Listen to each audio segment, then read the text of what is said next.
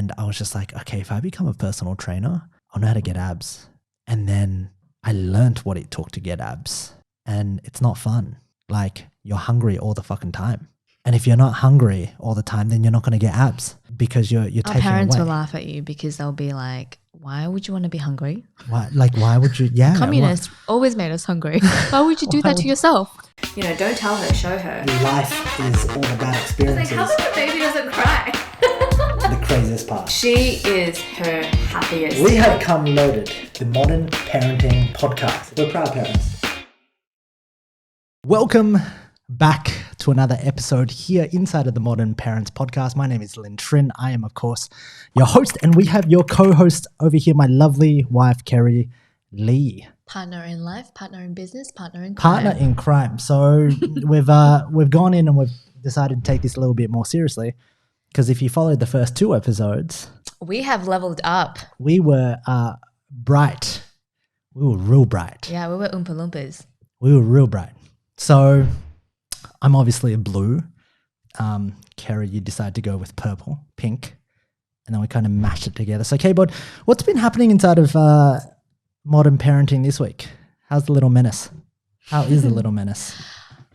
We hit a milestone yesterday. You probably didn't notice, but for the first time in her life so far, she didn't feed on me for the whole day. She didn't feed on you for the whole day. I know. She went like... So she craved me at 7 p.m. Okay, she didn't breastfeed? Yeah. Is that what you're talking about? Yeah. Okay. But she did feed. She ate. She ate a lot. She ate about 1,000 calories, you said. I think so. She's almost 11 months. So this is what happened in the world of the menace this week. Well, what is it? What did you get? What did you get? Ooh. Ooh. Ooh. Ooh.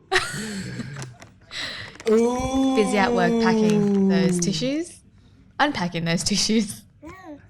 You got enough? Do you want more? Do you want another box? So she's almost 11 months old. And as you can see, I get very excited. That was yesterday afternoon. I was trying to watch Dan Andrews and PETA from Sky News take him down. That's something that I've been in. If you guys don't know, we've been in lockdown. I've got my lockdown hair going. And so do I. Yeah, but it's kind of a little bit different for you. Like, how? You can't. Well, I don't know how many guys here have noticed that their wives go to a hairdresser, and they go in. It's the most expensive haircut ever, and then they finish, and the wife comes home, and the wife's like, "Hey, do you notice anything different about me? Honey, do you like my new hair?" And I'm like, "What new hair?" And unless I get a bang. Unless it's a direct bang, like one of those bowls that you put over and you cut it. I can't really tell the difference. But really? Yeah. So K-Bod, how's parenting on your end? So she didn't feed. Yes, so she didn't feed on me yesterday for the full day. Usually what happens is she will actually grab me in my chest area where... Yeah, she comes pecking at you. Yeah, she does. Like she's like, I want some. I want some. Yesterday she didn't. So I just thought, you know what, I'm not going to just reveal myself for you. Oh, you didn't want to put a boobie out, did you? No. That's a shame. Just thought I'd see how it goes. And for the whole day, she didn't feed on me. No boobs. Until nighttime. Yes. How many times did she feed? We carb coma her on my boob. Yeah, it's quite amazing. Keri's got this little tactic right now where at about 6:30 at night, she will feed a tremendous amount of food, like stuff her face, and I'm there and O's looking at me going, "Save me, Daddy, please save me," because at 6:45 it's bath time. And O just is so cute. She's got so much food in her mouth, she can't stuff anymore, and Keri's just stuffing it down because what's the little trick that you noticed? Or what's the little secret that you discovered? What's the 3 hacks to getting your baby to sleep at night for 12 hours straight? Look, if I Googled this is the Google will probably have already told me this already, but I've wanted to approach everything that we do intuitively, right? So I've not Googled it, I've not blogged it, not read anything about it. But what I have found is there are certain foods and she can't eat yogurt at night because that will wake her up during the night. I can't eat yogurt at night as well, my stomach, but I still eat it anyway. We still eat the yogurt. And also ice cream. Yes, and ice cream. But if I feed her well, a really, really well-fed meal equals a well-slept baby. And usually she will dream feed on me 6 times through the night. And a lot of you guys are probably like, oh my God, you wake up 6 times in the night. Actually, I'm pretty much asleep just as she is. So Yeah, what are you doing? Like, describe what you're doing when you're asleep with her, because when I'm lying there, what I see like a turntable turning from left to right every hour. yeah. And I'm like, oh my gosh, like she does that every hour, and I can hear, having a bit of a whimper, like she's uncomfortable. And then I hear a turn, like a big whoosh, and then I hear either Bella getting kicked off because Bella sleeps with us. Bella's our little cavoodle. She's a fake cavoodle. But kind of describe that process, because that's like how you've gotten sleep. And I think you've gotten a good amount of sleep. And I think sleep's one of the big issues that, I was worried about, because I was like, if you don't sleep, if the baby's not sleeping, Keri's not sleeping, I'm not having a good day. So they say happy wife, happy life, but really like Keri's Well-slept life wife equals happy life. Yeah, well, your life is dependent on how happy O is. Yeah. And so it's really funny when O's not happy, when she's kind of disgruntled, when she's not eating enough, then that affects Keri. And then that has a roll-on effect that somehow comes back to bite me in the ass later on. I don't get triggered very often, I would say, but one thing that does trigger me that you obviously is on the other side of that is when O and you are playing together during feed time, if anybody can relate. And you guys are having so much fun, so she forgets to eat. What time is this at night or at night? At night. Yeah. It's the most important meal. Yeah, so it's really funny because I noticed something in you. And prior to us having O, we were traveling the world. You wanted to travel to Paris. You still do. And you had this sense of individuality to you. You had this sense of, I'm a powerful woman. I can have everything on my own. And I did not see the mother come. I didn't see the mother in you. And it was kind of like this epiphany. You don't become a mum until you become a mum, and you don't become a woman until you become a mum.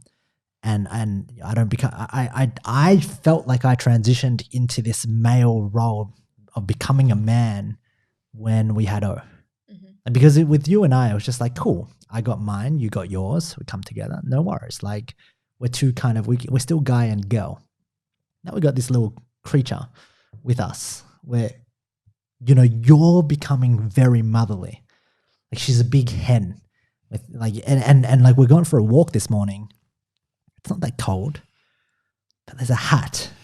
When you're a kid and the sun's gleaming out and you just want that fresh hand, that you don't want any sunscreen on you, you don't want it out. And I don't get this, but you've become that mother that is very cautious about O and the sun.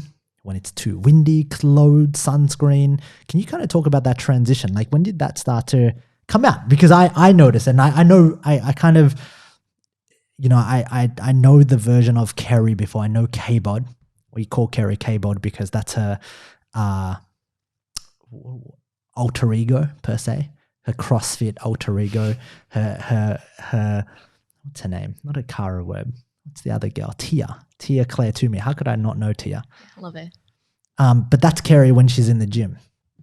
We then have Keri the adventurer, but then we have Keri the mum, which is a new identity that I've seen. It's very motherly, and it's really it kind of makes sense because I've seen this when I've experienced this when I've been younger. My mum's like, "Hey, put on your hat. You're gonna get cold. You're gonna get sick," and I'm like, "I'm fine. I'm completely fine." Can you talk about that transition? Have you seen it yourself? I definitely agree with you because I'm buying sunscreen and I'm having to actually research sunscreen because I don't put on sunscreen myself, Yeah. and that's definitely a new thing for me. And they say there's the mother's intuition, right? and this maybe kind of dances around that a little bit. I know that I sense, I don't know, because do we really know anything? Absolutely no. I sense that she can be naked all over her body, but if her head is naked and exposed, that is her most vulnerable place to get sick. She's got a big head. She does have a big head. A huge head. People probably think it's small because she's a small baby, but she's got a Asian big baby. head. Like Keri's 150 centimeters. 151. Two. Maybe one now because we're older and I've probably dropped an inch or two. I'm not particularly tall. But I mean, like, I love her being naked. I really do. She loves being naked. Yes, and she loves being naked too, and she loves not It's having terrifying. anything on her head, which is also fair enough. I don't know what I'm going to do if she likes being naked when she's 15, 16, 18. She likes being naked. You love being naked. Yeah, I do. Like you love being naked. I do. And it's not a sexual thing for me. No, it's what is it? It's a sense of freedom. It's a sense of loving myself, loving my body. Yep. You love your body? I sometimes mostly do. Not in a sexual way, but it's just free. Like my skin gets to breathe when I'm naked. Let's go back because I'm very interested because I want to call you the mum that is the buzzkill mum. Because I've got the great opportunity to be the guy in her life that doesn't have to deal with all the repercussions of her not sleeping, her not feeding. I get to be the guy that Ocean gets to go, hey, you're fun. And I get to do all the fun things with her. So I do all the crazy fun things. And then she's like, I want to play with daddy because he's fun. That's my goal eventually, right? And so Keri becomes the woman in her life that's like you're kind of the buzzkill. You're kind of like, okay, playtime's over. Okay, it's sleep time. We can't go to sleep because last night we changed our room. We've got a king bed, we've got a queen bed, and we've got a single bed in our room, and we put the mattresses on the floor. So we always sleep really low, and I was like using it as an obstacle course coming around. She's having the time of her life where we've got this full entire obstacle course. She's not sleeping. It's about 8 o'clock, and I was tired. She's really tired. But she's trying to still go around the obstacles, but she's kind of crying because she's so tired. But yet at the same time, she's trying to come off the bed. Yeah. And then so, I don't get to deal with the repercussions. You do. I kind of go about my day. I kind of go, okay, well, 8 o'clock to 9 o'clock, it's your time. You take her to bed. She goes to sleep. And then I kind of go, well, you got night shift. I'm on my phone. I kind of, do the things that I do on my phone at night. And then I'm off to bed, wake up in the morning, and then I don't see you guys until about 7:30, 7:30. After I finish my morning walk, I've had my mental shower. We're all good. So on that front, it's this intuition. Like, what are you afraid of? Because, are you afraid of getting sick? Are you afraid of what's the biggest fear that creates these things or brings out these things?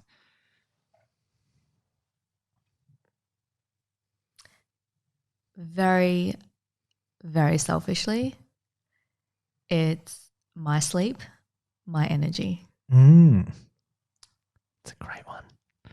Yeah, because if I'm about to front this question, it would be, it's just so that she's able to sleep, just so that she gets a good night's sleep. Right, and the she's typical got a response, routine. right, of a mum. Totally. Yeah. And, like I am a buzzkill, and I would say that I'm a buzzkill to an extent because I am, well, you can disagree, but I feel like I'm pretty flexible with her routine, her schedule, per se, because it's less of a schedule, more of a flow. I'm also don't want to stretch it out to 10 p.m. Right. For instance, this is 8 p.m. If I stretch it out to 10 p.m., that means everything in our flow backlogs another 2 hours, which means she technically will wake up at 9 a.m. Then her first nap will be at 12 p.m. And that kind of, as much as there is, like, I can already tell you what the schedule will look like the next day, it is inconvenient, unpleasant for me because I'm not going to sleep in until 9. Of course. It's not going that also actually in turn affects me. affects you. It does. It does affect me because I don't get breakfast in the morning. I don't You're I don't get my avocado toast and feta cheese and smashed avo with boiled eggs.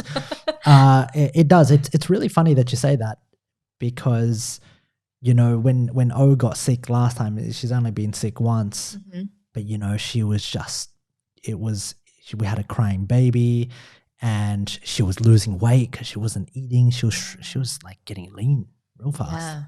Yeah. It was like almost scary. It was like, oh my gosh, she had chubby legs, and then the next day it's like leaning up. It's these striations across the quads. I don't know what that means, but you can see their quads. Yeah. You know my striations on my quads? The ones I show you? Yeah, them. They're the ones. That's the only thing I have, quads. Yeah, I've been trying to get those for 4 years. So in that, the motherly nature comes out to obviously create kind of a rhythm of predictability for you. Yeah. The sunscreen protects her from getting burnt. She becomes less burnt. She becomes less agitated. The beanie, because you know the wind you can catch a cold in the wind. Is that a real thing? Do you think that's a real thing? I got to ask you guys a question. Is like catching a cold because it's too windy and it's too cold outside, is that a real thing? Yeah. Is that a real thing, or is that a myth? Because you'll catch a cold because it's too cold. Well, that's the thing. I don't actually know, to be honest. Doesn't there have to be a virus or the cold outside for you to catch the cold? Yeah, it's called coronavirus. On that, I mean, is it just floating in the air? Babies can't catch it apparently. So I'm very interested. Right. So if you know the answer to this, please leave a comment in the comment section. Is catching a cold just because you go out and it's windy and it's cold? Why does that increase the susceptibility? I'm very interested to know. I could go to Google, but you'd find out that you've got you're about to die 100 different plagues if you search for things on Google. Can the wind kill you? Yes. Google says yes. Most definitely. Well, what O's turning what? What's the date today? The 15th? 14th. I know, in 3 days. 11 months. 11 months. Well, that year came around real quick. It has. That year came around real quick. And we were just reflecting on this yesterday. We're like, the whole year of 2020 has been a funny year. It's been a really, really funny year. It's been crap because we've had to change a lot of things in terms of what we do, how we do things. It's been a crap year for a lot of people because, you know, business as usual is not business as usual. Yeah, anymore. not in Melbourne. It's business as adaptive as you can be. Well, kind of everywhere else in Sydney. In the rest of Australia is fine. Apparently, yeah. Yeah, it's just in Melbourne where we're kind of like, we got the biggest asshole that's squeezed so tight. Called Dan Andrews. That won't let anybody do anything because he's afraid that the virus is going to kill people. And I get it. I get that it's hard. I get that there's two decisions that you make, especially when it comes to the virus, because how do you put a value on somebody's life? That almost seems like the moral thing to do. It's almost like, well, if you're worried about death, then I can't argue with you that anything else goes. And that's a really interesting concept with me. Yeah. Because we go, if you're so worried about death that you stop living. Yeah. And is that worth it? Is it worth it? Like we look at coronavirus, we look at lockdown. Some people think that it's great. I understand why. Like I'm trying to understand, actually, I should say, why there are two sides to it. I'm very on the side of capitalism, like grow, innovate, create stuff, service a problem or a need. And at the other side of it, you know, there are some people that don't have that thinking capability. They're not wired that way. And their parents and they grow inside of a community and they feel like, well, we have a community, we kind of grow together. You know, we need support with aged care, et cetera, et cetera. And the fear of death is a huge fear which has imposed lockdown. I think it's really funny because when I think about business, the thing that you really allowed me to see was, Lynn, you're so structured inside of business that you're afraid to live life in itself.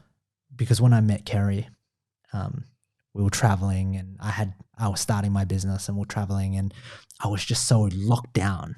You know, even though it looked like on social media that I wasn't on Instagram, etc., etc., it's easy to just tell people and take photos that you're going, you know, on holidays, you're flying business class, you're going to Bali, and that perception. Yet the reality was behind the scenes, I was very locked down. I was so afraid to climb a mountain with you in Bali. That's the first one. Businessman who's the buzzkill of life. She's the buzzkill, and it brings me to this thing. And the thing is, you know, I was so afraid that I wouldn't be able to make it in business, that I had to create this prison for myself. And yet there was a destination that I sensed you were trying to get to, and you were afraid that you won't get there fast enough. And it's always so finding, everything else was a distraction. It was like, life is a distraction. I need to get somewhere in business. I need to make it, and then we can live. Yeah, I didn't care about life. Woman, you're distracting me with life. Yeah, I don't care about this adventure. I don't care about climbing Kilimanjaro. I don't care about meeting new people around the world, experiencing different culture. I didn't have that in me. What I had was this desire to just want to succeed in business. And that desire came from the stories that I had about success and who I needed to be and who I needed to prove wrong. And with that being said, like, I was living, but I wasn't living. And Keri, I think you brought that, and this is, you know, contextually has to do with the lockdown, because in that moment in time, I realized that I wasn't living. I hadn't lived for like 28, 29 years, really. I think the only time that I really started to let loose was Yosemite. Yeah, we had a great experience. We did our retreat, our conference in San Fran last year, and then we went to Yosemite, and I just said, you know what? I gave myself permission to live, and it was one of the most beautiful experiences that I can have, and it's one of the memories that I think back about, and I can bring back everything. Yet, when I think about the last 5 years of traveling, 50, 60 times, different planes. The only things that I've traveled a lot of places. I can't remember shit. Like, I can't remember anything about any of the places except but the things that we have, and this is why this is so important to me, are the experiences that we have. And the lockdown has kind of gone, well, most people want to live, but they're not living. They're not truly living. Like, when it's not lockdown, are people going to go back to their old patterns? You know, I think, and something that I wrote yesterday, because I was writing this mega guide. Yes. I said lockdown was a gift for me and Keri, in the sense that we see a lot of people around us. We see people complain that they can't visit their friends, they can't have brunch, they can't go out. And yet there's a gift, because you and I both grew. I mean, we launched this for the very first time ever. By the way, I'm blue, you're purple pink, which is really cool. We actually created a lot of unity. I rebuilt the business to create the business that I actually wanted to do, and I actually wanted to create. And it gave me a lot of permission. It gave you a lot of permission, because you're going through a certification with conscious parenting. And the thing that it started to make us realize was that you and I have meaning to our life. And the reasons why lockdown doesn't really affect us, apart from knowing that you can't do something, that's the mental effect. But I feel so many people, lockdown creates this confinement for them, and they go into depression, they go into depressive states. They want to get away from their partner. Like, I think we had that person that came over to our house who was evaluating our house for the loan. And she was like, I just wish I could get away from my husband. You know, I've just spent too much time with him. I want my kids back in school because I need my own time. I need my own space. One of my kids has ADHD and he needs a lot of attention and he's too much to handle. And it's brought us together, because I think the concept of you being able to find your own purpose and your own meaning to your life, and me finding mine, is a big thing. Do you want to kind of elaborate your favorite man flavor of the quarter? and what he said. And I think this is really important because, I mean, lockdown's difficult, especially if you're going to be locked down. And the gift there is that you remove all of the distractions. You can't go out. You can't see your friends. You can't have brunch. We can't drive mindlessly to shopping places because and so these are distractions. And then when you've watched enough Netflix, like we did, that was the last. That was the last thing that you could do. When you've watched enough Netflix, when you've realized that you scroll through as much social media and you're not feeling it anymore, you start to realize, right, shit. There's a question that comes to your mind, and the question then becomes, what am I doing with my life? Because going to work, it's fascinating to me. Most people go to work and they spend time working. Let's say you're awake 14 hours a day. You're spending 8 to 10 hours or possibly 12 hours commuting from around work. So you're spending 10 hours of the 14 hours that you're actually awake working, and yet most people hate their jobs. And so the lockdown really forces a lot of people to be introspective, and it's scary to hear about the amount of people that haven't found meaning to their life. And when you don't find meaning, you're not whole. And when you're not whole, I mean, I've found that when I'm not whole, I'm trying to look for you to make me happy. I'm trying to go, what can you do to make me happy? Why aren't you doing this for me? Why aren't we having more sex? And I'll go out there and I'll start to go, why aren't we having more sex? I'll look for problems and I'll be like, why aren't you doing this? Because I'm feeling sad. And what's really funny was when I'm starting to, when we're so busy and entrenched in our own, instantly gratifying ourselves, I think at some point sex can be very instantly gratifying, especially for men. So we just feel the urge, you watch porn, you jerk off, you get it done with, and that's it. But when you actually start to find meaning to your life, we have sex because sex is connection, right? That's we find deeper meaning. So do you want to elaborate on your flavor of the quarter? And I think he made a very interesting remark. You were on a walk with me and you said something and it sparked this thought in my mind. And what was that thing that you told me? What was it? With Jordan Peterson, the quote.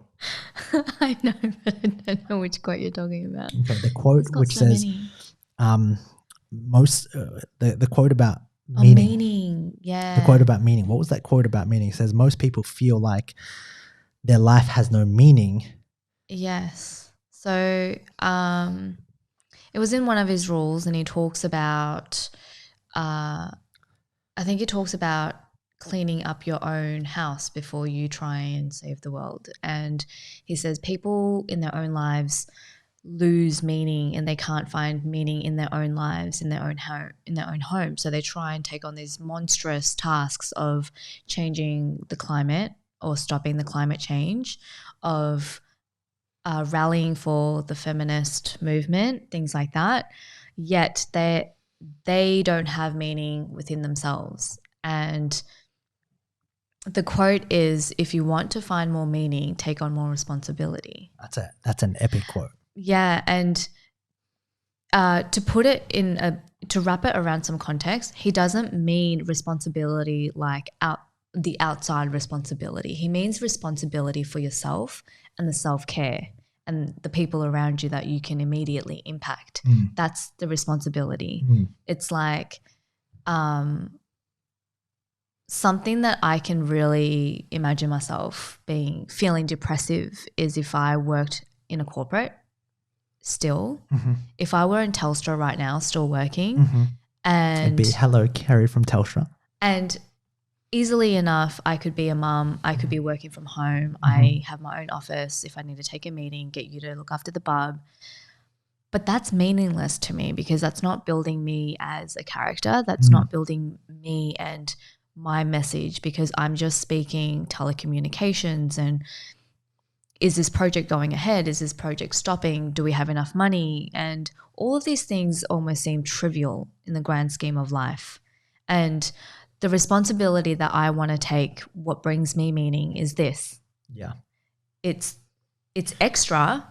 It's in addition to being a mum, and I want this. And I find that there's so much more meaning. There's so much more beauty in life but there's more work Yep. as well. There's more work, which Yeah. means you find more meaning because you take on more responsibility.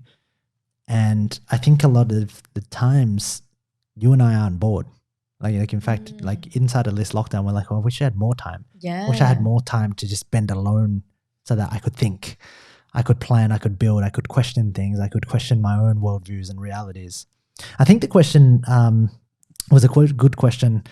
I think it was by our YouTuber, Patrick David Bett. I think it was in his book, and the quote that he said was, "Who do you want to be? Like, who do you want to be? Like, who do you want to be to Ocean?" I think, and Ocean's given us a lot of introspective work to do, because I honestly feel like I've got a 24/7 surveillance camera watching me, that every wrong move I make, she's going to take on and copy and duplicate and learn from. And I think that's a fair assessment, would you say? Yes. Like she's Absolutely. she's a sponge, and we're her guides in this world. Funnily enough, she doesn't know she's our guide. But Well, a lot of the times people will ask us, who do you want your baby to be? What sport do you want her to play in? What instrument will she play? What languages will she learn? And instead of answering that and going, yeah, what do we want Ocean to be? We switched it. Yeah. And we're like, who do we want to be to Ocean? Because it's so interesting that you say that. Like we're talking about your mum, and your mum was asking you, hey, she's a typical, like I went swimming. I was, as a kid, I was swimming, playing piano, playing tennis. Oh, what else did I do? I did so many things. You had like 100 math tutors, right? I did. Like, so your mum wanted to give you everything to train you, and she believes in like, hey, you got to train your daughter and teach her discipline to do things. And it was really interesting, the conversation that you had your mum. You actually, what did you say to her? You said, Mum, I'm not going to train her, tell her to do things. I said to Mum, I don't need to discipline her at all. I will not tell her I will not tell her what to do or enroll her based on what I think she is built for or she's naturally talented to. It's to show her. Yeah. It's to show her that I can do things that I'm not naturally talented or that I am, and to really strive hard to persist even when things get hard. Yeah. And if I show her, she'll learn. Yeah. It's part of the intro for our podcast. Show her, don't tell her, right? Yeah, exactly. And it's funny because I see so many people that are able to tell people what to do. And yet when it comes to doing it themselves, they go, oh, I'm not good enough. I'm not smart enough. So I don't apply to me, but you can do it. You should do it. I'll tell you what to do. I know the formula, but I can't do it myself because I'm inept. Your mum will tell you what to do, right? But she's too old. She's too old. It's too late for her to change. Yeah. Same thing with my parents. My time's gone. I'm like, but like you've got a lot of time. You can do a lot of things in a year. You can like create an empire in a decade. I feel like with the 6 years we've had together, it's been like every 60? year has been, every year feels like a decade. We've done completely different things if we look back. And it's really interesting going back to Ocean. I honestly feel like I've got a baby that I go, how do I want Ocean to grow up? I gotta almost be that person I want Ocean to be, because she's not going to listen to me. If we want her to try really hard and fail and be courageous, then you've got to be courageous. I've got to be courageous. She's got to see courage first, and she's got to know that it's okay. Exactly. I think that's the hardest thing as a parent, to not put all of your beliefs like, oh, you should be this person that I couldn't be, but you can be it. Exactly. And you should be. And like, I know that I had the potential that I didn't fulfill, so you're going to fulfill it for me. And it's really funny because Dr. Shafali, one of your mentors that you're actually learning from, she talks a lot about this inside of conscious parenting. She talks about the idea that most people go through life and we're given our parents' expectation. I was given my mum and dad's expectation of, hey, you should be a doctor, because when you're a doctor, for sure you'll be married, because all the girls want to marry a doctor. and for sure you'll be safe, and for sure you'll be smart, and for sure you'll be healthy because you're a doctor. Yeah, you'll be healthy because you're a doctor. And you'll have money because you're a doctor. And these are all the things that I want for you because I want them. And it's good because I want them and I know what's best for you. And I just remember going through physio school, and I just remember how many people I didn't even know what physiotherapy was. I do. Like I had no... It's you get massages. You massage people. Keri was like, the first time I met her in the gym, I was like, I'm a physio. And she's like, oh, great. What is that? Do you just massage people? I've never gone to a chiro physio at this I point. had no idea what a physiotherapist did. I literally didn't. Until third year physio, I walked into a hospital. I was walking older people around wards, and they were coughing in a napkin, and I would look at their sputum and I would grade it according to whether it was green, yellow, or clear. And then I would put a pulse oximeter on them, and I had no idea. But during it, I believed the narrative of what my parents told me. What my parents told me was they thought that was best for me. Now I didn't get to consider what I wanted. That's funny because they don't even know what it's like being a physio, that's isn't it? so funny. It's only when, like, if they were a doctor and they would go, a doctor is amazing. It's fulfilling. I get to work with children. I get to work with old people and save their lives. You should be a doctor. I don't even know. I might even get my dad to comment on this if he's watching. But like, I don't think he knew. And what I think he did know was the enter score required to get into physiotherapy. And that if I went to Melbourne Uni and I got into physio, then you would be smart. And if I was smart, then his friends would know, his uncles would know, and fuck it, like we'd all just be like, your kids are smart, well done. And I think that's the craziest part, that when we start to see that, you know, we tell our children to do things based on what we want, not what they want. That then becomes the biggest issue. And so I've spent the last... That also reminds me of a point. My mum and I FaceTime almost every night. So I get a little bit of a digest of what she's thinking about Ocean and her development and all those wonderful things, fears that she has in her mind. She asked me, if you have more than one child, hint, hint, which you will you love them fairly? And I go, what a loaded question. It is. Will you be fair to all three of your children?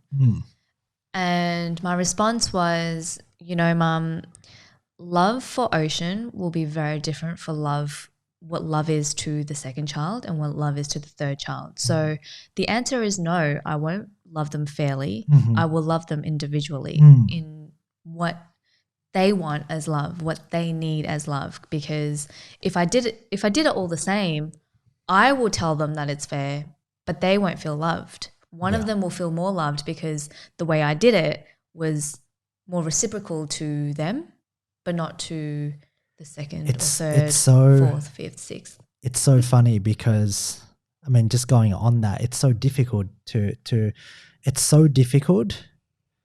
tell the truth. Absolutely. And so Mum told me a story about her asking her friend who has two boys, and she asked her, do you have a favorite? And the mum guiltily said, yes, I do. There is one that gives me such a headache, wants to talk back at everything I say, and he's not my favorite. My favorite is the one that listens to everything I say, agrees with me, and he's such a good boy. But don't tell them. I love them both equally, okay? Yeah. Don't tell them that, but that's how I feel deep inside. And I think that's where the problem starts. I think the suppression of the true emotions of how you're feeling and going, it's how I feel, and don't shame me for it. Like I wish I could speak to my parents and just get them to understand that hey, like, you've got 6 kids. You're going to get along, or you're going to have a favorite, or you're going to have different feelings for different one of us. I mean, I asked my parents that a couple of years ago, and they said, I love you all equally. And I was like, are you sure? Because I'm the guy that's kind of just broken away completely from what you said. I kind of burnt my degree. I kind of said, fuck you. kind of said, I don't want to do this anymore. I stopped attending as many family gatherings, stopped going to church. I don't know if you love me as much. I don't believe in a lot of the things that you believe in. We don't share similar values. And so in my interpretation, I think I sat down with you and I could clearly list down their favorite to their least favorite. And it's really funny as parents that. And by what order of attributes? Well, I think you know what? I think the people that you connect with the most are the people that share the most and similar values with you. Or just agree with what you say. Agree with what you say. Yeah. Okay, they share values. Yeah. And so, I spent the last year trying to figure out why I had listened to the norm for the last 29 years on figuring out what does Lin ultimately want for himself. Not what Lin should do, not what's cool, not what other people are doing, not what any of my friends on Instagram are doing, any of the people that I was in masterminds with, not what my brothers and sisters are doing. What does Lin want, and who does Lin want to be? And so it's a very loaded question to ask that, because when you ask that, you start to go, oh my God, I have not listened to this thing, this voice of mine. I don't even know where to begin, because what I've wanted for myself has always been told to me by somebody else. Somebody's told me what I wanted. And my parents told me what I wanted. My parents told me I should be a doctor. And if I can't be a doctor, well, go be a dentist. Yeah, why be a dentist? Well, because you're going to make a whole lot of money. Okay, why else? Because it's cool to look in people's mouths and look at their teeth and smell their breath. Not really. That's not what I want. And so I think in the generation that we grew up in with our parents, it wasn't so much about desire. It was kind of the stepping stone to moving out of a place of scarcity, a lack of money, escaping communism, and just being safe and just having food.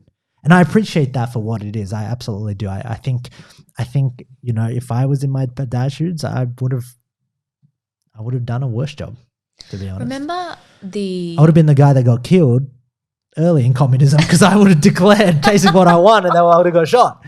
Right? So Dad, you did a great job. And so I think the next evolution is figuring out, okay, well, we're here now. What's gonna fulfill us? And then O's gonna look back at us one day and she's gonna be like, you guys fucked me up. And I was like, well, good luck. We did the best we can, Ocean. And so everyone does the best they can. So what were you saying? I was saying, remember the podcast that we listened to with the North Korean, what do they call them? De factos. The de factos. Yeah, the de factos. Yeah. When she was mentioning the communists deliberately keep you weak by not feeding you enough.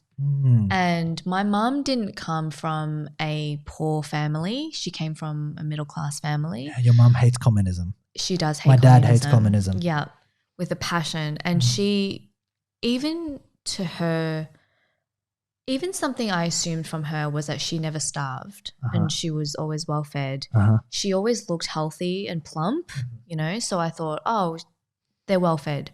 But she remembers when she was a child, she was never full.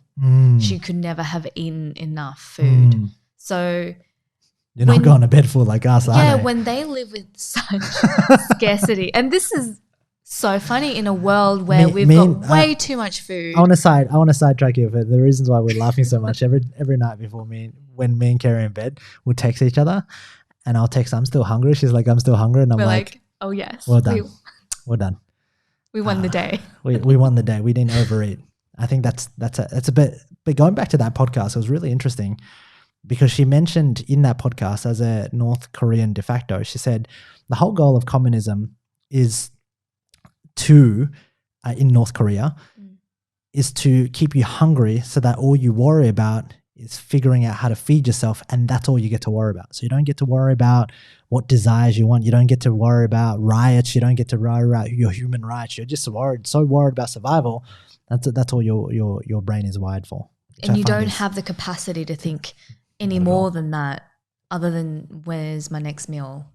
Not at all. I think she went on to say something really interesting, because when she escaped from North Korea and she was in South Korea, she had the opportunity to wear clothes. Like wear clothes that she wanted to wear, not clothes that she was told to wear. It was crazy because in that interview, I mean, there were 24 haircuts that she could pick from and that's it. Like there's only 24 styles. I mean, 24 is a lot of different styles, but you're told to go, hey, this is what you can wear. Go pick this outfit. It's almost like you're in The Sims and you're picking an outfit and that's the only outfit. So when she was allowed to go to a hairdresser in South Korea and they asked her what haircut she wants, she was like, I don't know. And she found it really hard. And that goes back to what I was saying before, because we're so conditioned inside, or at least I was so conditioned to be told what I want to do, how I want to live my life, how I should raise Ocean, what I should give to Ocean. Everyone wants to tell you what to do. And your mum wants to tell you how to raise Ocean. My parents want to tell me how I should raise. My parents, I was told my entire life what it is that I need to do. And so this notion of trying to figure out what I actually want, the question then becomes quite loaded. Like when I ask you, what do you want? And I ask people that, and I ask my clients that, what do you want? What do you really want? And they sit there and they go, I don't know. Tell me what I want. They're asking to be told because we're so conditioned to be told. We're marketed. You want the Big Mac from McDonald's because it's going to make you look cool and you can eat it with your friends and have a lot of fun. Or you want the new iPhone 12 because now, funnily enough, it's no longer curved like this. It's different. And if you buy the iPhone 12, you look really cool because everyone knows that you'll have the iPhone 12. And just not touching on that point, I think I'm going to segue into this because it was one of the topics that Keri wanted to talk about. I think it's the only topic we've covered. Plenty. But it's really funny. Like that's just on that interesting. The iPhone 12 was just released. And I was reading an article on the sales of the iPhone 10s and 9s and 10Ss and that. And they're like, the iPhone 10s just didn't sell. And the reasons why they didn't sell was because they kept the same design. They didn't really change anything except the internal parts of the 10. It looked actually identical. It looks very, very similar to what it is right now. They just kept adding like one. They kept adding like, but they only had one light. So as you can see with this is the iPhone 11. It's got 3, right?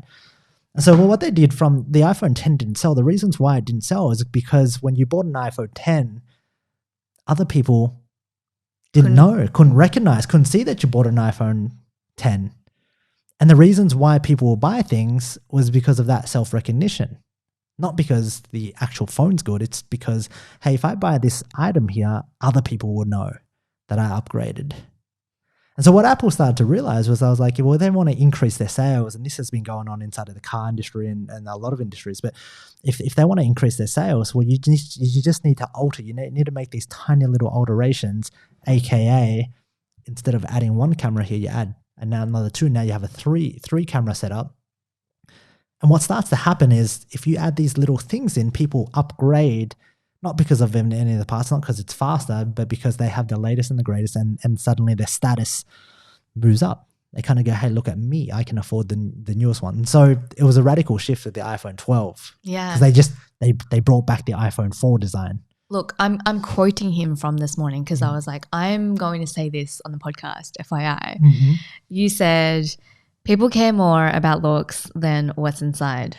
And I think this is a regular theme of ours. This applies so well to the body because up to a certain point when you are losing weight, you're not regenerating your body. You're degenerating your body. But people care more about what it looks like than what their body actually feels like energetically. Yeah. And there's so many instances. That's such a big principle. Yeah. It's like people will starve themselves just to get skinnier, just so that they can fit into clothes, but not realize that they've just slowed down their entire metabolic system and their capacity to think and feel good and function. You know, that's a perfect example. People would rather win awards and accolades and win 2 Comma Club awards, but at the end they have no money in their bank account because they don't understand profit and they don't understand expenses. But you look good because you've won so many awards. Because you won these awards, or you've been one of the fastest growing companies ever. And so there's so many instances. My App Star was that. Oh, It was completely. we wanted to build an app. We invested, 30? I don't know, $40,000 Yeah. in building it up, and the company, as we We're about to were about to make a $300,000 Yeah. payment, they went bankrupt, and on the day.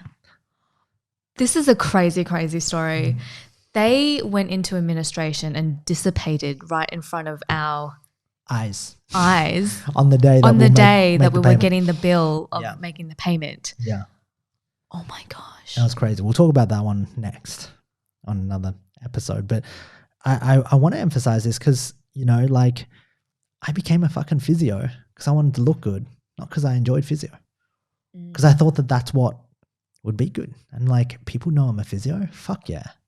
And then I meet Keri and she doesn't know that I'm a physio. And she's like, what are you, a masseuse? And I'm like, I was like, felt is so that insulted. the one where you massage people? But I didn't know I didn't know what I was going to do as a physio. Yeah. I didn't know how much I was going to make. I mean, physios make dog shit. Did anyone tell you? Oh, you make a lot of money no, in physio? Not at all. Like 4 years of study. People told me you make a lot of money as an accountant. 4 years of study and you know, I think I was doing $52,000 the first year out. I was making more as a personal trainer. I was making like $110,000 as a personal trainer. I'm glad you made the maths and was like, oh, that doesn't make sense. It just didn't make sense. Plus the $50,000 university bill that came along with that as well. But all for status. And so, you know, I start to think more and more about this, and I go, people are so fascinated about looking good than actually being good. You know, people want the recognition. I mean, I did. Like, I cared so much about my 2 Comma Club awards that I was just like, I just want the next one and the next one. And I got them and I gave them to Keri and she just rolled her eyes at me because she actually saw behind the company. And she was like, what is this? And I'm like, it's a photo for Instagram. Sit there, take it. If I could find the photo, she had two of them. And then in that moment, I was like, I don't give a fuck about this anymore. And that was that breakdown. I was just like, I don't care about these. These are great, fantastic, but that's not who I want to be. And so it's fascinating with the iPhone 12 because, you know, when I look at it, I'm kind of going, oh, is this, you know, I really, every year that it came out, I was always upgrading. And my mindset's somewhat very stoic right now because it's like, it's kind of the same really. What have they really changed? Just a better camera? I don't even take photos of my iPhone. To be fair, we buy into it as well because you and I were talking about it this morning about whether or not to get it. And before we had a second thought, we're like, hey, let's get it. It looks different. It looks different, but I remember. Like, oh, is it better? I would remember. It looks different. Me upgrading every piece every year, every piece. My iPad, my MacBook Pro, my iMacs, everything. Right now, like this is still the old one. My MacBook Pro is still from 2018. My iMac's from 2016. Like, shit, and it's still the same. And it's that feeling that you have, which is crazy. Because that's how they sell you shit. So no, I thought that was very fascinating. I think that was a discussion that we had, that people would rather look good and feel good. And I'm hands up the first guy to admit that I'd rather look good. I mean, I got a 6-pack. My whole goal was, as a 17-year-old, was to get a 6-pack because my whole life, like, I grew up as the fat kid of my house. And I was just like, okay, if I become a personal trainer, I'll know how to get abs. And then I learned what it took to get abs. And it's not fun. Like, you're hungry all the fucking time. And if you're not hungry all the time, then you're not going to get abs because you're taking away. Our parents will laugh at you because they'll be like, why would you want to be hungry? Why would you? Yeah. Communists always made us hungry. Why would you do that to yourself? And what happens is, well, like, you know, this is the road to looking good. It's not, is Lynn healthy inside? It's not, can Lynn think? Can Lynn memorize more? Can Lynn actually function better? Is Lynn more intelligent? No, does Lynn look attractive? And then by the time I looked attractive, guess what? The internal state of my mind didn't catch up. The internal state was still this little shy dude, this little shy fat guy that had abs, and it was a disconnect. And I think a lot of men who have gone through this transformation can agree that when you finally get to the destination and you haven't caught up for the right reasons, you're in this kind of weird mismatch where you're like, holy shit, I'm fucking hot. I got a 6-pack. But yet I feel like a loser because I'm not at the clubs picking up, feeling like I got gold rings around my neck, jumping up and down in limousines in Vegas with bikini girls all over. It just doesn't work that way. I thought that came with the 6-pack. I know. I thought that would come too. But instead, when I got the 6-pack, guess where I was? I was just in the gym. I was like, no, we're not going out. I'm not drinking alcohol. I'm not partying. I got to rest. I got leg day tomorrow. It became such a really crazy, scary thought. And of course, you've put in so much work. So now you've got something that you've worked so hard towards. You don't want to lose it. So what do you do? Well, if you got to choose. Do you keep this lifestyle or you let it go? I think that's a crazy part. That's a part of the fitness industry that I've seen coming in terms with looking good and not actually being good. I mean, we look at all the supplements inside it. Like I had supplement cabinets filled with supplements, right? And they're not good for you.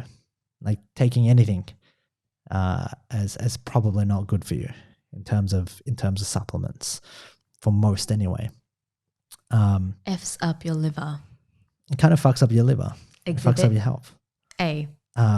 Of course, if you've got conditions and if you've got low testosterone because you're old, then these things can definitely help. But we're talking about the supplements that are talking about like the Oxy Shred, the Shred supplements, the fat burner, the ones that are going to make your body heat up.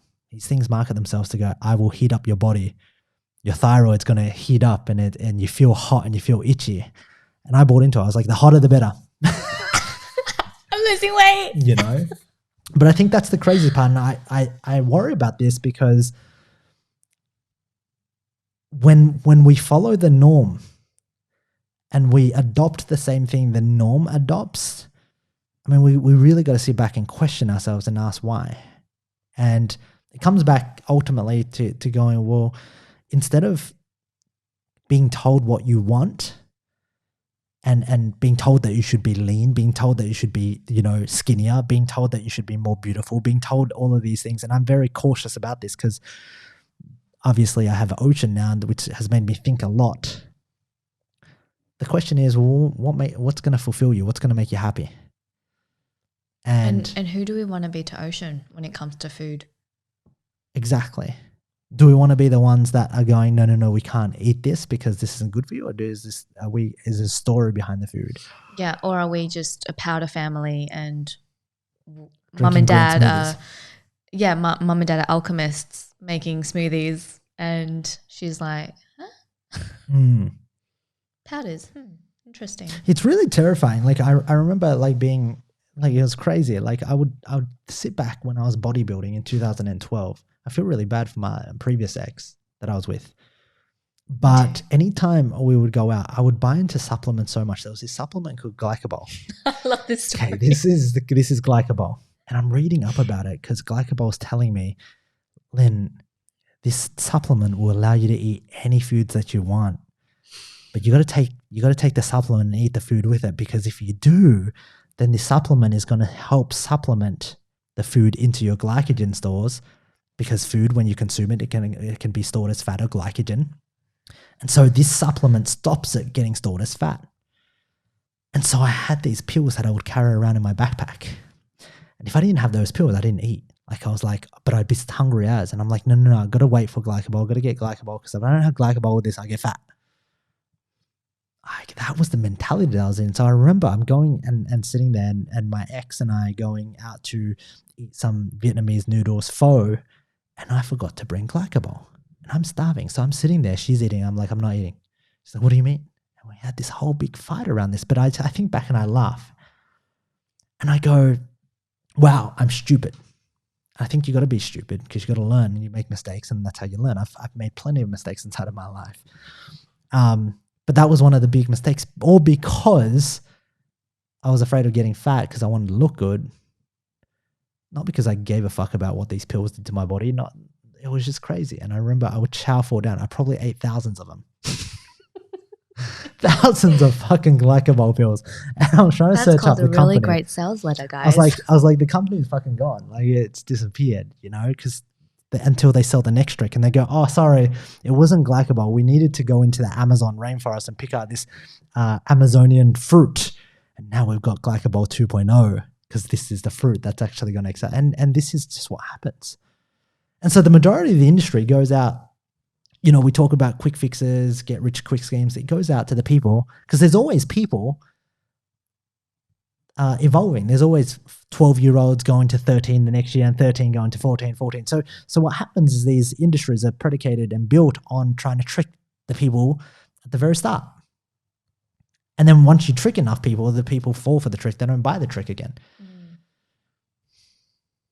And then they evolve. They become 30, they get the glycobol store, and then there's another different company selling a different thing.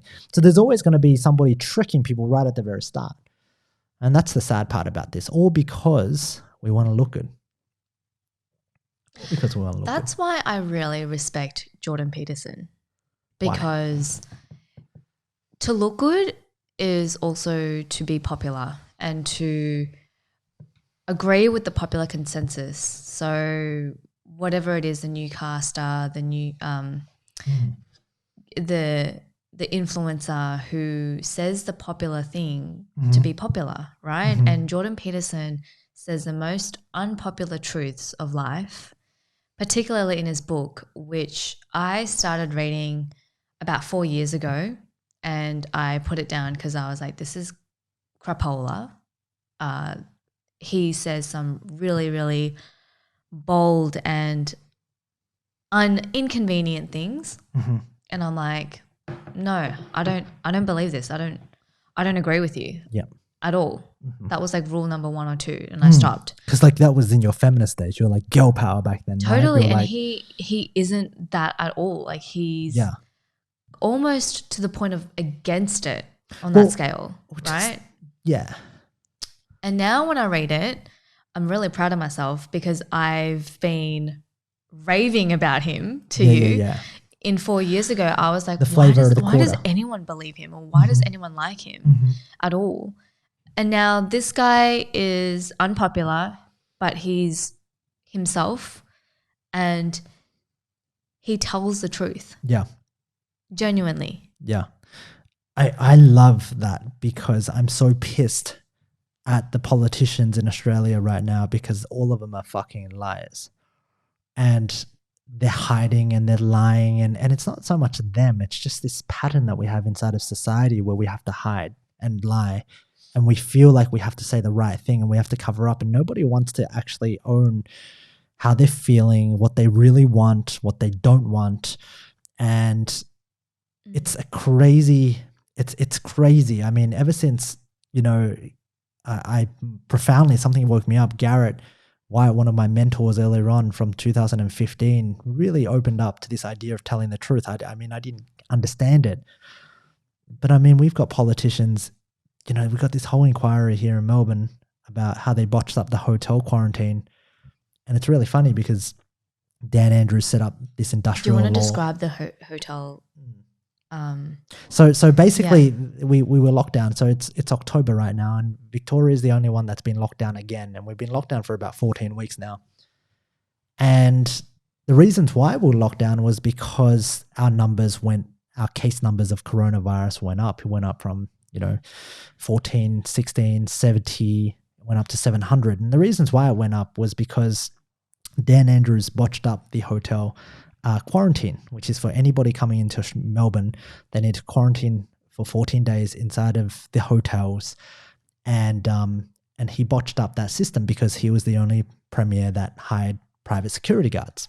Everybody else used Australian Federal Police, and he decided to hand $30 million over to private security for whatever reasons. Now, he must have thought he was doing them.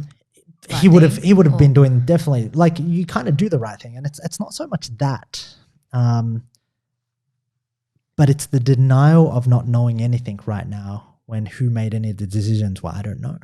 Yes. So what he's actually doing right now is Victoria made a decision against all the other states that they all took the federal advice, federal help, and he was like, I'm going independently out into this. I'm going to hire my hiring own private the security guards. Yeah.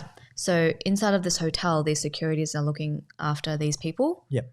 but not entirely because they're not quarantined, and then they start spreading it all across Victoria. So we go through second lockdown. And so the journalists, the media are all asking our premier, I was going to say prime minister, our premier going, who's responsible to make the decision for the security company? And he says, I can't recall. I can't remember.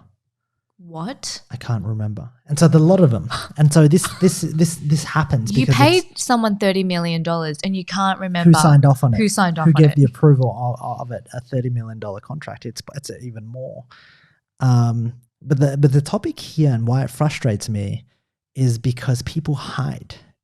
And it's not that if you can make a mistake and you can own up to the mistake and you go, hey, sorry, I learned from it. I'm going to step down. I'm going to rectify it. Or I learned from it. I made a mistake. It's good. But very few people actually have integrity, and especially leaders, because there's so much hiding. It's the nature of politics. It's the nature of human beings. Who it's can the hide better? conditioning. Who can hide better? Who can say the right things? And it's funny because the journalists. What's the irony?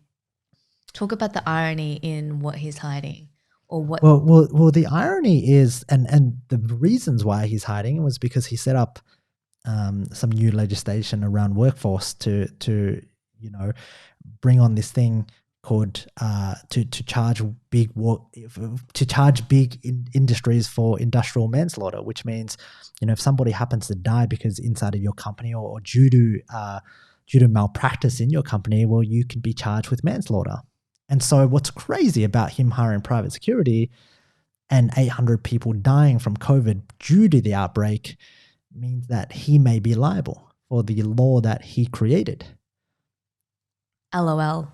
Insert. It's quite crazy, and so there's a lot of lies and deceptions, and it not just runs in politics, but it runs from the small lies to the big lies. I think if you lie about small things, you're gonna lie about big things.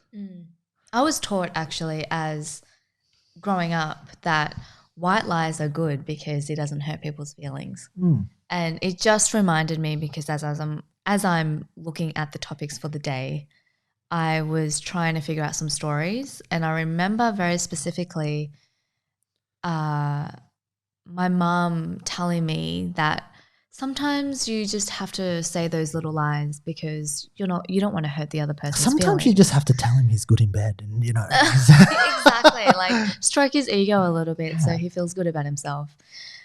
And I never even questioned it. In the past, I just thought, of course, like I don't want to hurt people's feelings, so I got to be this person that lies a little bit. Oh, I want to go to that. It's so hard to not lie. Because your mum will say sometimes you should keep things from Lynn. Don't tell Lynn because he'll get upset and then he'll cause drama and chaos. I think people lie, or not so much they lie on purpose. They withhold information. And they don't tell you things on purpose because they're afraid of the repercussions. And I think if you lie about small things, you'll lie about big things. I mean, I was a big liar when I was a kid in my family. Like, I mean, I lied about everything because I was so afraid of what would happen if I told the truth. Because it was behind lying, there's always a short-term gain. For sure. There's long-term consequences because it's instantly gratifying. Yeah, eventually, if I lie enough. We're disconnected. Yep. We're not true to ourselves. We're not true to each other. We're not true to what we really want. Yeah. We're I'll probably end up resenting you. Oh, and so I think part of the reasons I feel like why we work so well is because I'm more than happy to tell you anything. Hey, honey, I had a dream about my ex last night. You're like, what? And I'm like, yeah, I just had a dream. It was kind of weird. And it's a really, like, we get to the point where we talk about that. Or I'll be like, or I'm like, oh my God, this French guy on TV is smoking hot. but it's things like that we go, hey, like, we're going to talk to each other about this and we're not going to judge each other. And it's really difficult, especially in a relationship. But I think if you can get to that point where you're so honest with each other and you're not judgmental or you're not insecure because you have your own meaning, you have your own thing to focus on, then you get to this place where you can just sit back and just explore it. And there are a lot of thoughts that couples have in their minds where, you know, I'll think about my ex inside of my dream and I'll wake up with it, but it'll be lingering on my mind, but I won't tell Keri, and that just stays with me. And you know, if I have another one, or if I see her on Facebook, shit just starts coming together. And I think this is how you get in trouble. You get in trouble because you start to go, wait, I can't do this. You know how Facebook can read your mind and then shows you what you're thinking? Shows you past photos from 7 years and you start to go, holy shit, like how did it know? And then you start going, oh my God, let me check out what they're doing. And then you realize, but it opens up a can of worms. And it's scary. It's scary how when you put inside of your mind that you can't do something, you want to do it even more. Like Ocean. Like the fact that she knows that when we hold our phones, because we're so precious with our phones, that she wants our phone even more. Or like if I don't tell you about my ex, but I'm thinking about her and then I'm starting to research about her, there is this thought that goes, well, what is she doing? Maybe is the grass greener? Is the grass greener on the other side? Did I make a mistake? Like legitimately, these are thoughts that come in, and if you don't bring it out to life, these can grow legs. Yeah. It's what Jordan Peterson said. Because I asked you the question I said the other day. Little monsters grow when you hide them under the carpet and cover them with a lie, and then they'll jump out at you and devour you at your least expected moment. They come bigger. I think that's, and you know, just on that, working in our relationship, I think most of the time, if not all of the time, we have a really honest and open relationship with each other.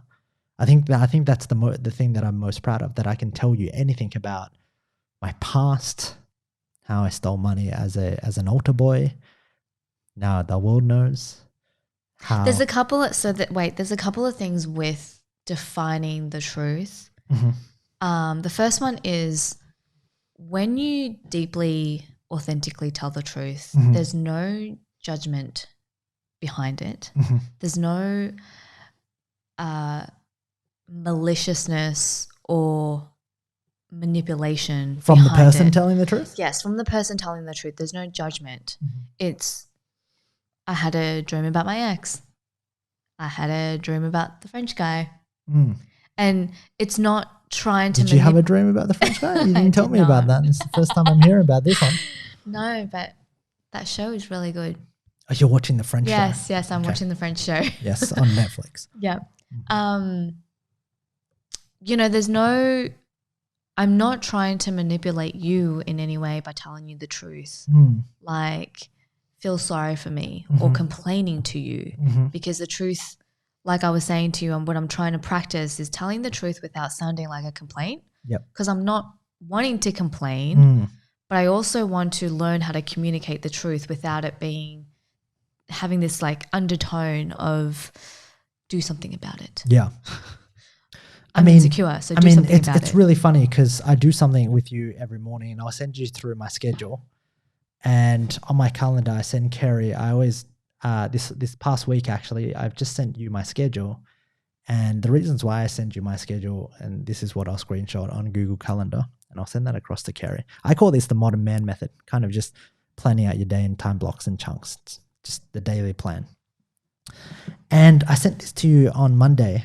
And why I believe in doing this is because I want to make sure that I spend enough time with Ocean. I spend about 6.5, 7 hours a day at any given time with you and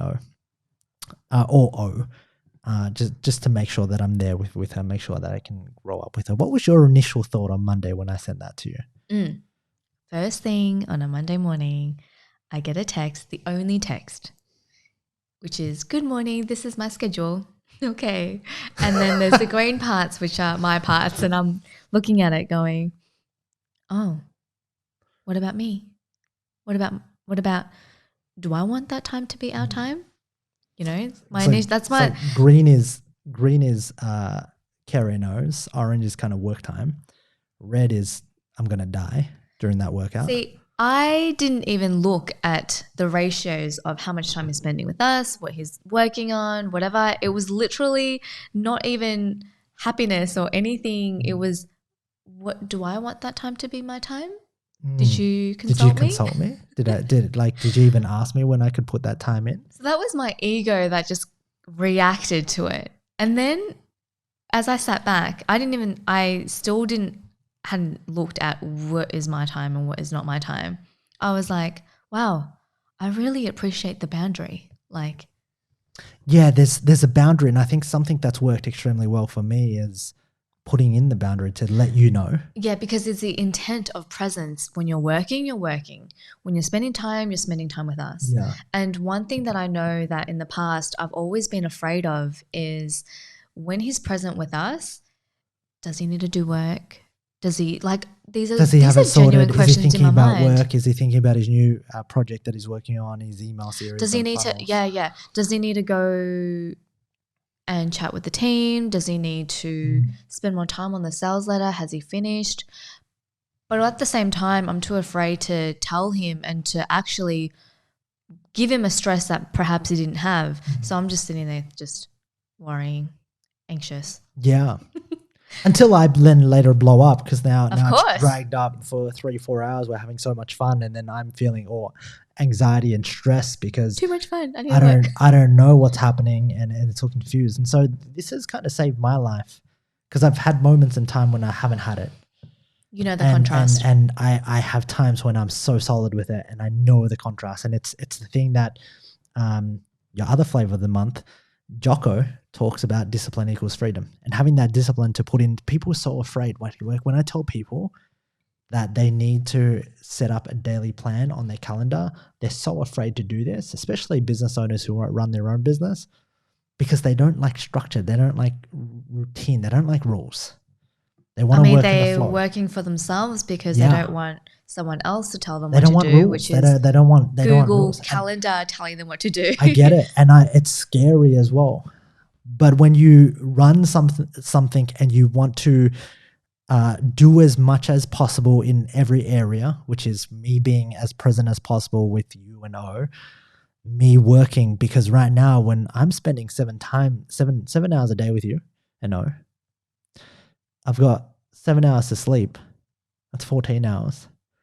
And then I've got 10 hours to do the rest of the other stuff that I need to do, aka procrastinate, go on YouTube, watch soccer, and then do some work, and then have team meetings, and then have everything else around that.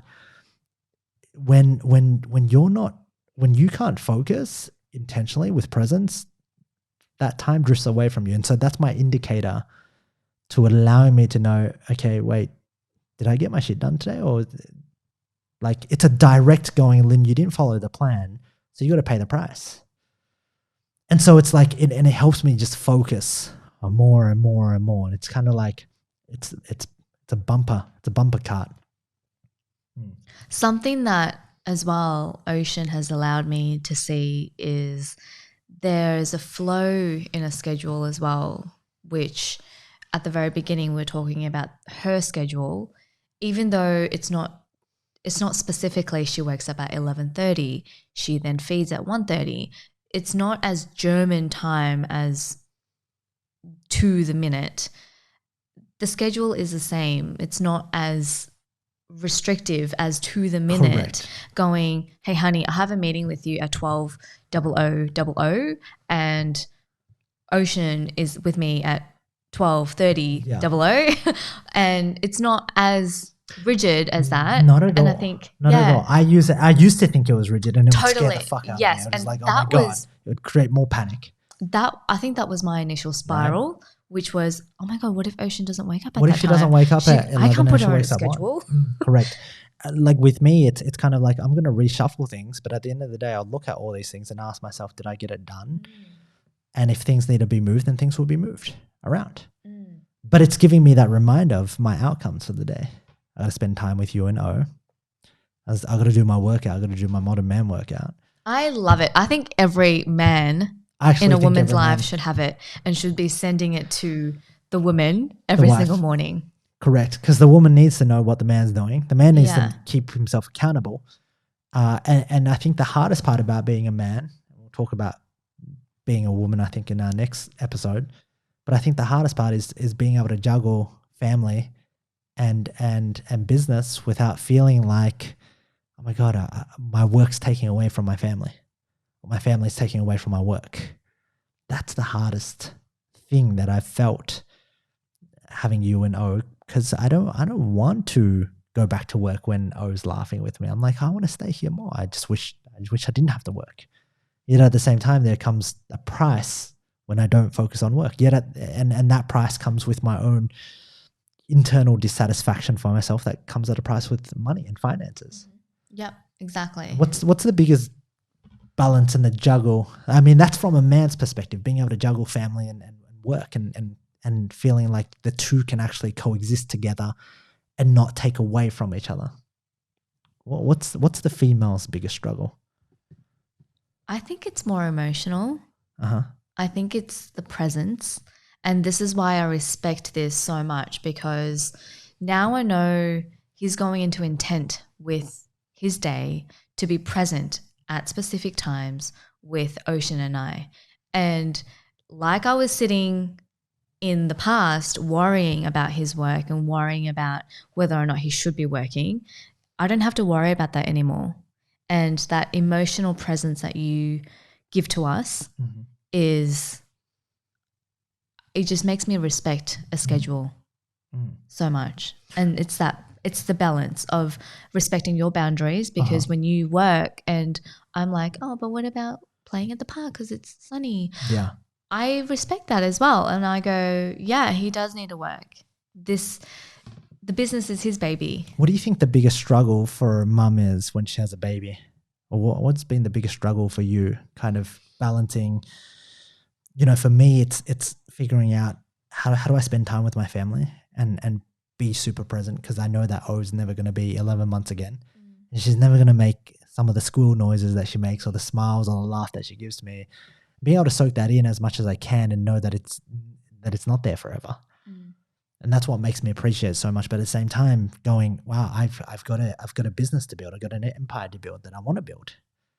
That's my struggle. What is a mother's struggle with herself and her own identity and her children and her husband? And what is that for you? I think going into the role of a mother, particularly for me, who I would have said was quite a career-driven woman, career-driven girl, I picked up a role of life that I had no clue about. And I didn't really have a role of a mother in my life growing up. My mom was always more of a career woman, the entrepreneur. She was working all the time. So I had that notion of a role, but I kind of fell into a housewife, if I could put it that way, because I was staying at home, COVID. We've always worked from home as well. So naturally I've just kind of fallen into being a housewife, a mum,